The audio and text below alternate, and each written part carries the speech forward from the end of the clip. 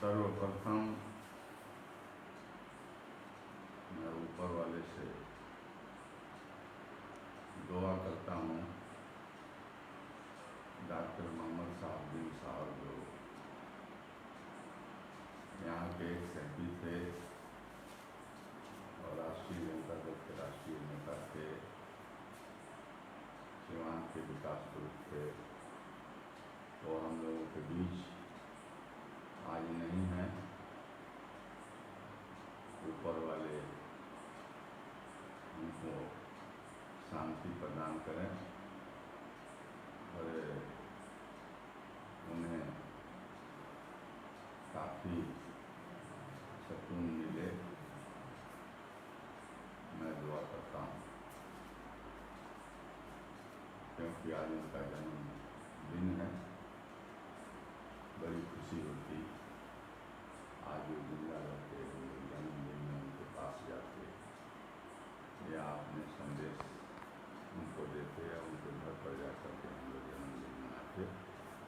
लेकिन अफसोस के साथ हम लोग उनके नहीं रहने के बावजूद दुखी मन से जन्मदिन मना रहे हैं।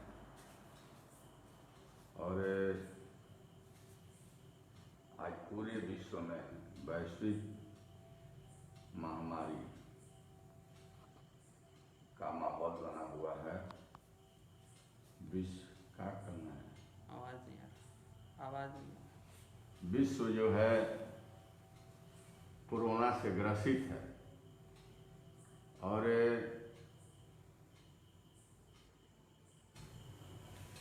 भारतवर्ष में भी कोरोना का जबरदस्त कहर है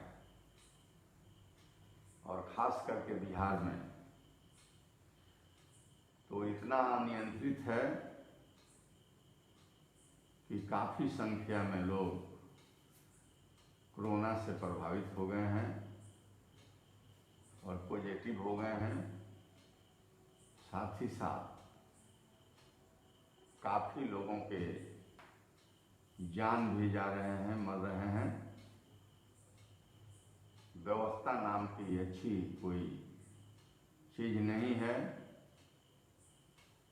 चाहे प्रखंड में हो, जिला में हो या डेडिकेटेड कोविड सेंटर हो, हॉस्पिटल हो या अन्य प्रदेश के जो बड़े बड़े सरकारी कॉलेज हो, मेडिकल कॉलेज या प्राइवेट, कहीं पर कोई इलाज का समुचित व्यवस्था नहीं है। सरकार के द्वारा जो व्यवस्था होनी चाहिए कोविड से बचाने के लिए, वह व्यवस्था करने में मेरे देखने से सरकार विफल हो गई है। और वैसे स्थिति में चूंकि जो प्रथम बार जो कोरोना आया था उसमें हम लोग काफ़ी सजग थे और कोरोना को रोकने में पूरे बिहार के लोग कामयाब रहे। परंतु आज जो हालत है बद से बदतर, न दवा है, न उपकरण है, न सही तरीके से जांच हो रहे हैं, न जो क्वारंटाइन हुए उसको कोई पूछने वाला है, जो होम क्वारंटाइन है, जो आइसोलेशन है, वहाँ पर भी किसी तरह के कोरोना से बचने के लिए सजगता नहीं है। चारों तरफ भय का वातावरण बना हुआ है, त्राहिमाम त्राहिमाम लोग कर रहे हैं और कहीं सरकार से कहिए तो भी सुनने के लिए तैयार नहीं है और प्रशासन के पास कोरोना से बचाने और लड़ने के लिए साधन नहीं है, आधारभूत संरचना की कमी है। दवा भी जो इस महामारी से लड़ने की जो दवा चाहिए वो दवा भी नहीं है, जो सुई चाहिए वो सुई भी नहीं है, और बेड की भी कमी है। ज़बरदस्त कमी तो ऑक्सीजन की है। ऑक्सीजन का जो जितना उसका लेवल होना चाहिए वह लेवल गिर जाता है और मरीज जो है दम घुटने लगता है, परंतु उनको बचाने के लिए पर्याप्त ऑक्सीजन अन्य साधन नहीं मिल पाते हैं। देख करके दुख होता है।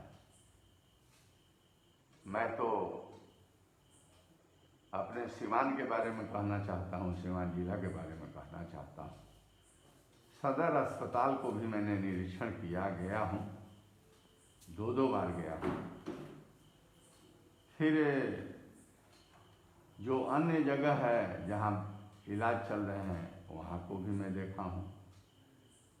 डॉक्टरों से सिविल सर्जन हो या डिस्ट्रिक्ट मजिस्ट्रेट हो या जहाँ जो प्रभारी बनाए गए हैं पदाधिकारी या चिकित्सक हो,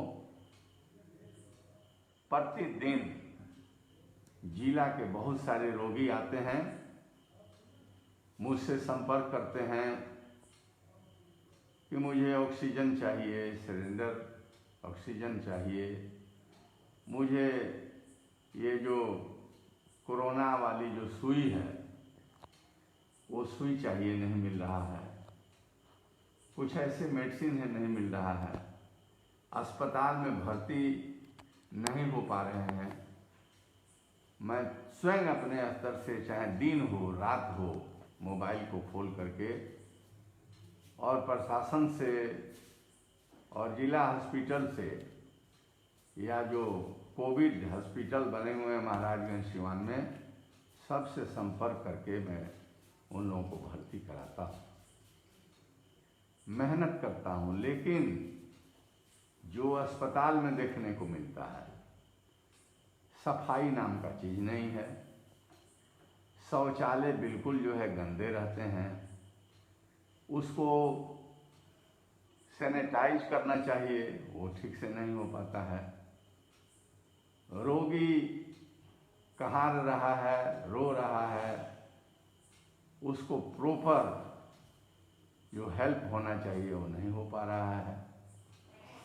चिकित्सकों की बड़ी कमी है और साथ ही पारा मेडिकल जो होते हैं वर्कर, उनकी कमी है, जांच की कमी है। तो ऐसे कुव्यवस्था में सिवान के लोग, जिला के लोग काफ़ी दुखी हैं और मैं जनप्रतिनिधि होने के नाते मैं काफ़ी चिंतित रहता हूँ और लोगों को यह कहता हूँ कि धैर्य रखिए और कोविड के जो नियम है उसके पालन कीजिए, दूरी बना करके रहिए, मास्क लगा करके रहिए और सही तरीके से साफ सुथरा रहिए। साबुन से हाथ को बराबर साफ करने की ज़रूरत है और कहीं भी सावधान रहने की ज़रूरत है। मैं बराबर संदेश देता हूँ और सब लोगों को बतलाता हूँ कि कोविड के द्वारा जो वैज्ञानिकों के द्वारा जो निर्देश दिए जाते हैं उस निर्देश का आप जरूर पालन करें। ये जो है सावधानी ही कोरोना की दवाई है। चाहे केंद्र सरकार हो, राज्य सरकार हो, इनके द्वारा कोई आपको रक्षा नहीं हो सकता, रक्षा की कोई व्यवस्था नहीं है। वैसे व्यवस्था में जनप्रतिनिधि एमएलए यहाँ होने के नाते मैंने यह निर्णय लिया है कि एमएलए के द्वारा सरकार के जो ऐच्छिक कोष स्थानीय क्षेत्र विकास कोष जो माननीय विधायकों को, विधान परिषद के सदस्यों को प्रति वित्तीय वर्ष में 3 करोड़ रुपया मिलता है। इसके पहले सत्र में 2021 में भी माननीय विधायकों का पैसा ले लिया गया था कोविड में खर्च करने के लिए, कोरोना से बचाने के लिए। वो पैसा लिया गया। अब क्या खर्च हुआ, कैसे खर्च हुआ, वह तो एक अलग का विषय है। लेकिन इस बार भी विधायकों के जो 3 करोड़ ऐच्छिक फंड है, जो माननीय विधायकों के रिकमेंडेशन पर जिस काम को चाहेंगे उनके रिकमेंडेशन पर जनहित के कार्य उनके विधानसभा क्षेत्र में, उनके ही विधानसभा क्षेत्र में वो 3 करोड़ रुपया अनुशंसा करेंगे डिस्ट्रिक्ट मजिस्ट्रेट को और जिला योजना पदाधिकारी को। तो जिस काम के लिए वो रिकमेंड करेंगे वो रिकमेंडेशन के आधार पर उस कार्य को किया जाएगा। लेकिन यह जानकारी मिली है कि इस सत्र के जो 3 करोड़ रुपया विधायक, जिसमें मैं भी शामिल हूँ, जो ऐच्छिक फंड मिला है, उसमें से 2 करोड़ रुपये का कोविड के प्रभाव को रोकने के लिए और प्रभावित लोगों को इलाज कराने के लिए, कोरोना से बचाने के लिए 2 करोड़ रुपया रोक लिया गया है, काट लिया गया है। जबकि नियम के मुताबिक बिना एमएलए की अनुशंसा के वह फंड जो माननीय विधायकों के ऐच्छिक फंड है, बिना उनके अनुशंसा को नहीं लेना चाहिए, अनुशंसा ले लेना चाहिए। यह कोविड है, महामारी है, सब लोग हम लोग चिंतित हैं। कब कौन आदमी कब पकड़ा जाएगा कहना मुश्किल है। ऐसे स्थिति में अगर एमएलए कोटा खर्च करने की बात हो तो मेरे जैसा व्यक्ति जान को बचाने के लिए, सभी प्रकार के रोगियों के इलाज के लिए अपने एमएलए कोटा के पैसे को देने में 1 मिनट आदमी विलंब नहीं करेगा। लेकिन निश्चित सरकार को जो हमारे ऐच्छिक 2 करोड़ रुपये को अगर कोरोना के लिए लिया गया है तो उसमें भी मुझे कोई आपत्ति नहीं है। मैं जो 2 करोड़ रुपया काटा गया है उस रुपये को मैं देने के लिए तैयार हूं, दे रहा हूं, लेकिन यह शर्त के साथ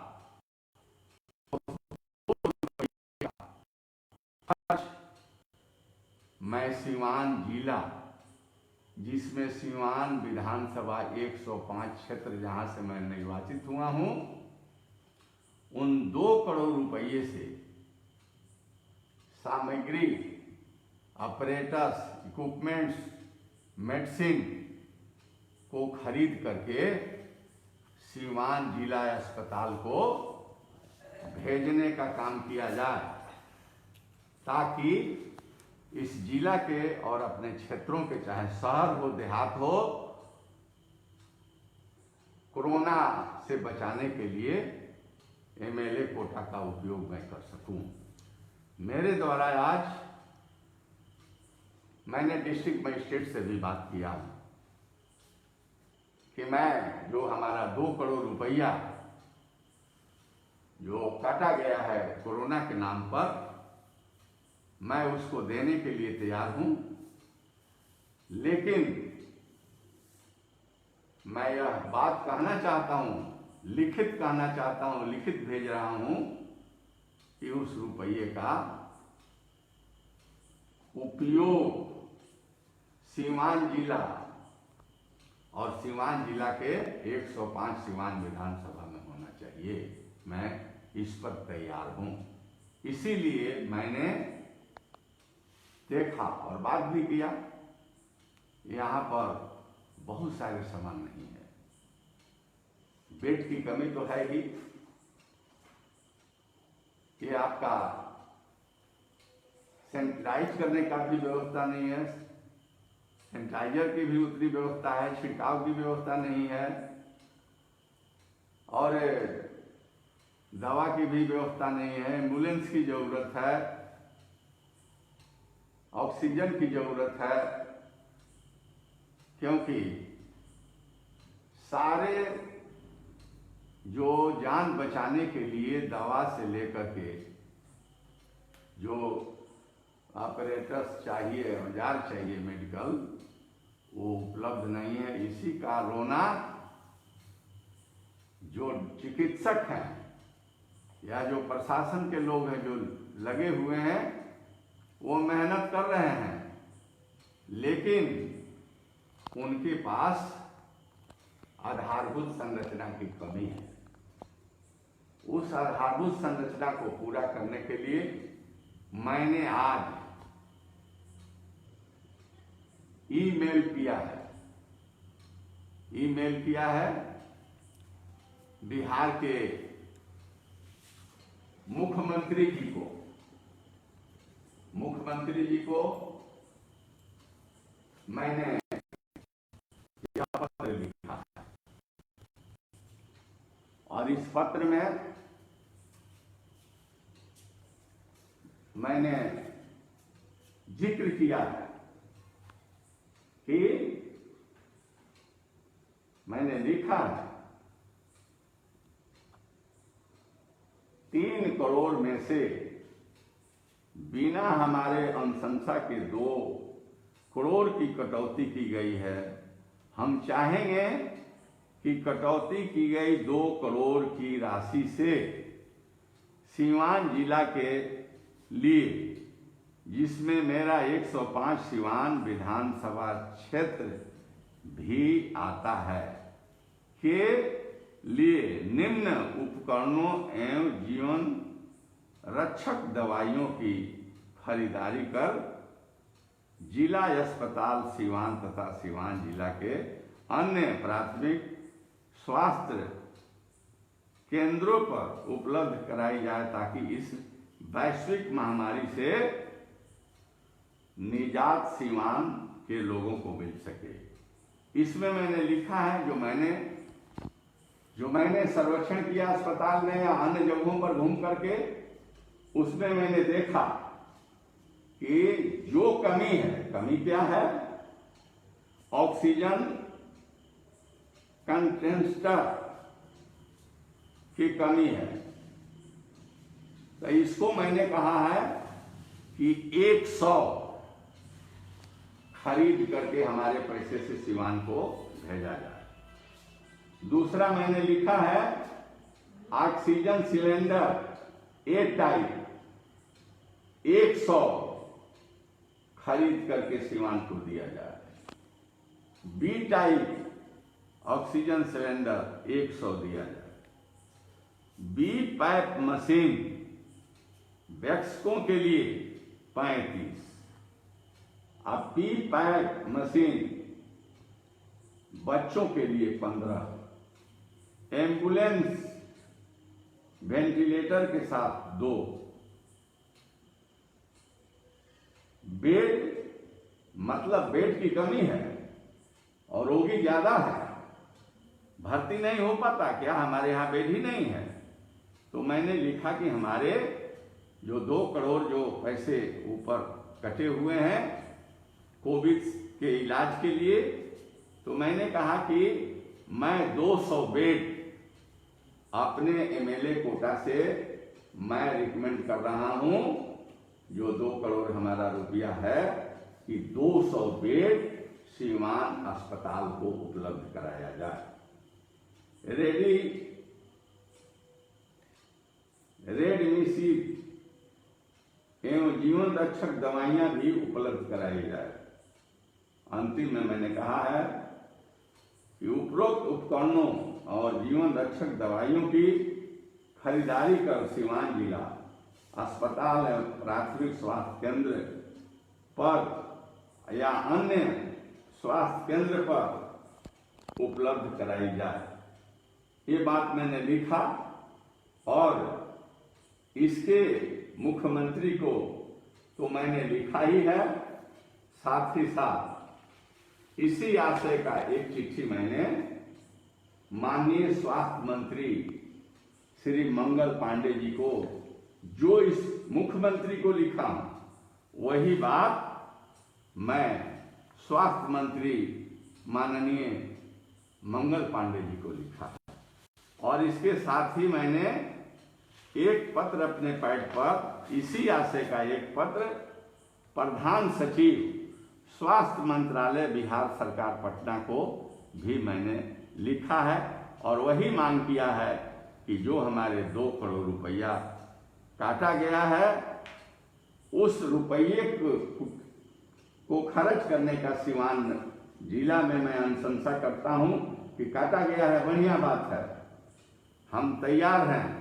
लेकिन हमारे सीवान में चूंकि नियम है कि जिस क्षेत्र के विधायक होंगे उनके अपने ही क्षेत्र में उनके अनुशंसा पर जो ऐच्छिक कोष स्थानीय क्षेत्र विकास योजना के ऐच्छिक कोष जो है उसके उनके अनुशंसा पर खर्च किया जाएगा। तो मैंने कहा और बिल्कुल उचित है, बिल्कुल जायज है, जीवन को बचाना है। सीवान में बड़े भयावह स्थिति है, बड़े लोग मर रहे हैं, बड़े कोरोना के अत्याचार जुल्म यहाँ पर फैला हुआ है और ये तमाम इलाज के साधन नहीं है, दवा नहीं है। बेचैन में लोग जिंदगी बिता रहे हैं, हम जनप्रतिनिधि रात दिन जग रहे हैं और आवश्यकता है कि हमारे 2 करोड़ जो काटा गया है उसके जो मैं पत्र में लिखा हूं उन सामानों को परचेज करके सीवान जिला अस्पताल को उपलब्ध कराया जाए और कलेक्टर और हम लोगों के देख रेख में ये जो प्राप्त होंगे कोविड से ग्रसित जो कोरोना से ग्रसित रोगी है उनको सहयोग करके उनको जीवन बचाने में काम आवेंगे। इसी आशय का एक पत्र मैंने जिला पदाधिकारी सीवान को भी मैंने लिखा है और उनको भी मैंने कहा है कि मैं जो 2 करोड़ रुपये मेरा रखा गया है 21-22 के, उसमें उन तमाम जो मैं पत्र में जिन जिन सामान की मांग करता हूं उसको खरीद करके सीवान जिला में मेरे क्षेत्र में जिला में दिया जाए। डिस्ट्रिक्ट मजिस्ट्रेट आपकी जिम्मेवारी है, आप इस पर गंभीरता से विचार करेंगे। सीवान वासियों को अपने यहाँ के जो जिंदगी है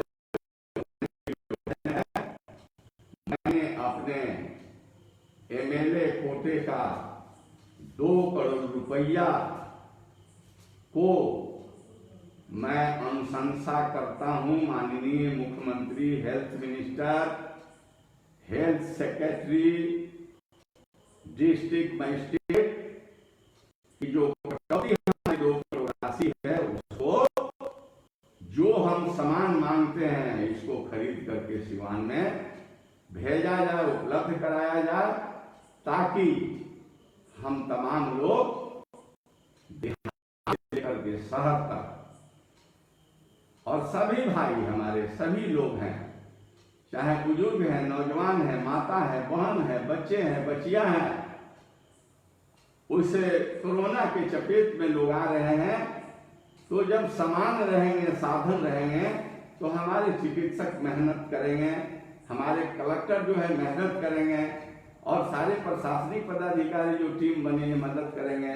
हम राष्ट्रीय जनता दल परिवार के लोग बिल्कुल मुस्तैदी के साथ तैयार हैं कि राष्ट्रीय जनता दल के जो ग्राम पंचायत है, प्रखंड है, जिला है या जो एमएलए हैं, जो हमारे नेता हैं, हम सब लोग एकजुट होकर के कोरोना से, महामारी से मुक्ति पाने के लिए, जीवन को बचाने के लिए हम लोग प्रशासन की टीम और हम लोग सब लोग एक साथ हैं। और लेकिन एक बात कहना चाहता हूं, सरकार से कहना चाहता हूं, ये तो एमएलए की व्यवस्था है, एमएलए के फंड से मैं अपना व्यवस्था बोल रहा हूं 2 करोड़ के जो कटे हुए हैं, लेकिन इससे काम नहीं चलेगा। बिहार सरकार जो हाथ उठाई हुई है, जो अव्यवस्था फैली हुई है, रोगी बीमार पड़ रहे हैं, हालत बिगड़ती तो पटना भेजा जाता है, न एनएमसीएच में बेड मिलता है, न पीएमसीएच में मिलता है, न आपका जो है एम्स में मिलता है, न आईजीआईएमएस में मिलता है, ना अन्य जो प्राइवेट हॉस्पिटल है वहां पर भी नहीं मिलता है। तो अब इस अवस्था में सरकार की जिम्मेवारी बनती है, रिस्पॉन्सिबिलिटी है गवर्नमेंट, जो वर्तमान गवर्नमेंट है, चाहे सेंट्रल हो स्टेट हो, कि बिहार को बचाना है, सीवान को बचाना है, जीवन की रक्षा करना है, कोरोना से बचाना है। तो हम तो अपना 2 करोड़ से कह दिया कि अमुक अमुक सामान दे दीजिए, हम मदद करने के लिए तैयार है। वो जनप्रतिनिधि के नाते हम संवेदनशील है जनता के प्रति, लेकिन बिहार सरकार भी काफी दिलेरी और मुस्तैदी के साथ इस रोग से मुक्ति के लिए पटना में जो रोगी जाते हैं उनको भर्ती कर लेने के लिए बेड की व्यवस्था, दवा की व्यवस्था, वेंटिलेटर की व्यवस्था, ऑक्सीजन की व्यवस्था वहां करे कि जो यहां से जाए उसको कम से कम भर्ती हो। प्राइवेट में नहीं मिला, कई तो लोगों को भेजे सब मर गए। ये स्थिति है। छपिया का लड़का मर गया, छपिया का एक और मर गया, बांसोपाली का मर गया, सिवान महादेवा के मर गए। अब कितना मैं गिनाऊं, बहुत सारे लोग हैं जो मौत के काल के गाल में समा गए, उनके जीवन खत्म हो गई।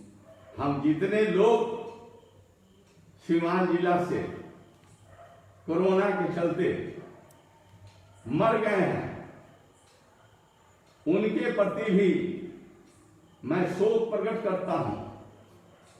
उनके आत्मा को शांति मिले, उनके परिवार को यह दर्द दुख बर्दाश्त करने की शक्ति मिले। और मैं कहना चाहता हूं कि इसके पहले कोरोना में भी मैंने काफी आरजेडी सभी लोगों के साथ रह करके अनाज का खाने के लिए व्यवस्था किया, सैनिटाइजर मैंने दिया, मैंने ये मास्क दिया, हर तरह के मैंने सहयोग किया। इस बार भी मैं सहयोग कर रहा हूं और हमारा टेलीफोन नंबर 94-312-67-888 हमेशा हमारे पास है। बिछावन पर जाता हूं, वहां भी रहता है और दिन में भी रहता है। जिला के किसी कोने से कोई भी कोरोना से प्रभावित लोग अगर हमसे संपर्क करेंगे, हमें बतलाएंगे, तो मैं अपने स्तर से सिवान सदर अस्पताल को भी और डेडिकेटेड कोविड अस्पताल जो डाइट में महादेवा में बनाया गया वहां पर भी, और फिर महाराजगंज में भी डॉक्टर सुजाता वहां के इंचार्ज है। इन तमाम लोगों से मैं संपर्क बनाकर कह करके आपको भर्ती कराने के लिए मैं मेहनत करूंगा।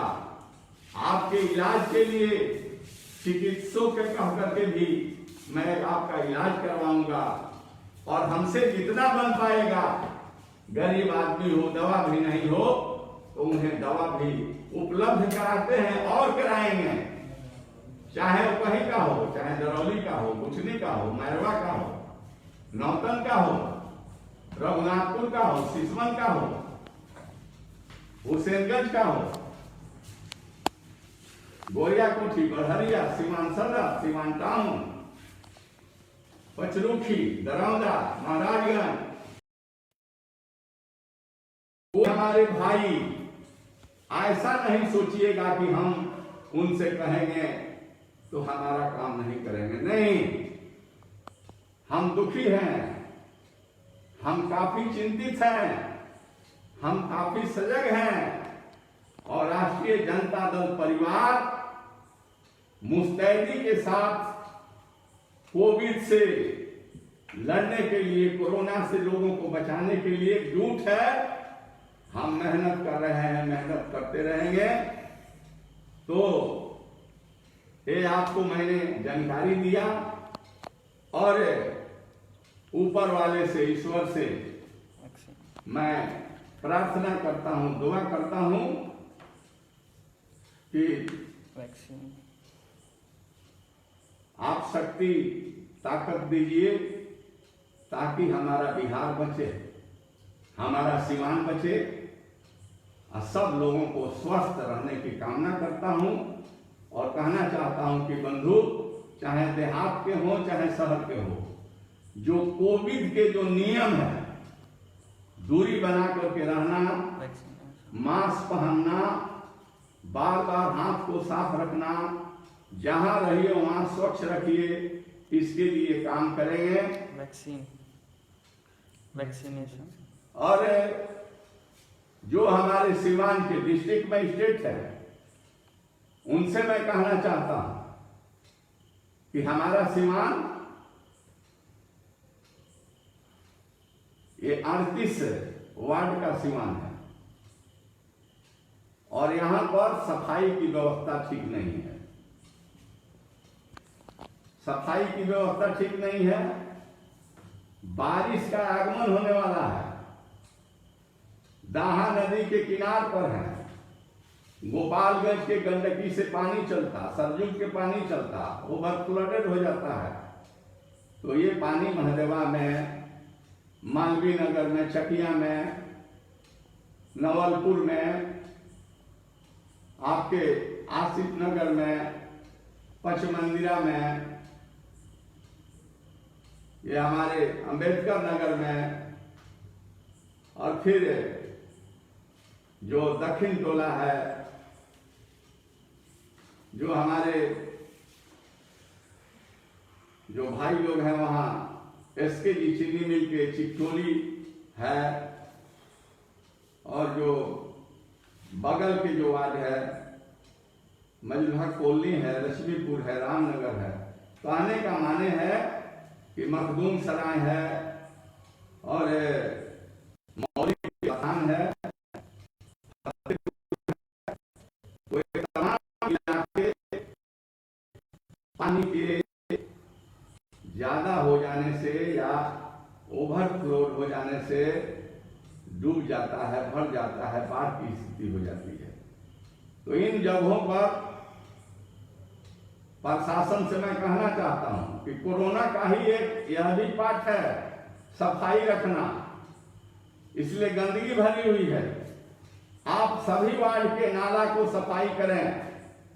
नाला जहां नहीं है वहां नाला बनवाएं, सड़क नहीं है वहां पीसीसी सड़क बनावें, नाले पर ढक्कन लगावें, और हर वार्ड टाउन का है उसको सैनिटाइज करवाइए, छिड़काव कराइए, ताकि कीड़े मरे, स्वच्छ वातावरण बने।